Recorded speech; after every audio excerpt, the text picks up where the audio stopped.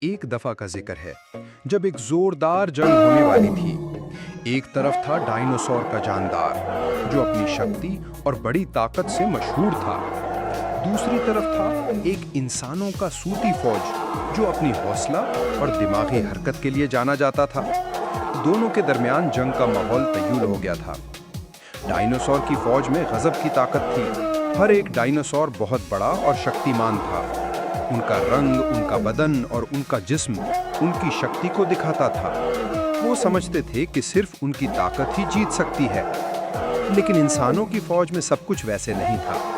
وہ سبھی لڑکے چھوٹے اور زیادہ طاقتور نہیں تھے، لیکن ان کا ایک فرق تھا، ان کا حوصلہ، ان کی سوچ اور ان کا جنون۔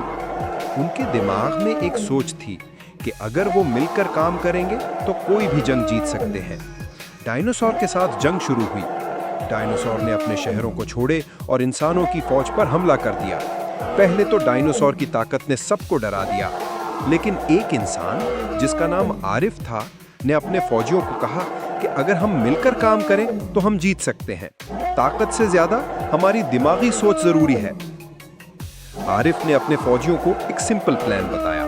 ڈائنوسور کی فوج صرف طاقت سے لڑتی تھی، لیکن انسانوں کی فوج کو اگر وہ دماغی طور پر چکما دیں تو ڈائنوسور ہار جائے گا۔ عارف نے اپنے فوجیوں سے کہا، ہر ایک ڈائنوسور کو اپنے مردے پر لے آؤ اور ہم انہیں کنفیوز کریں گے۔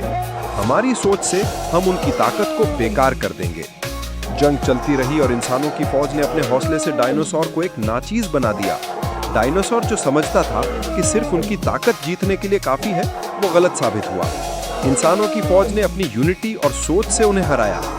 یہ کہانی صرف جنگ کے بارے میں نہیں تھی، یہ ایک پیغام تھی کہ جب ہم مل کر اپنی سوچ اور حوصلے سے کام کرتے ہیں تو کوئی بھی مشکل ہمارے لیے بہت آسان ہو سکتی ہے۔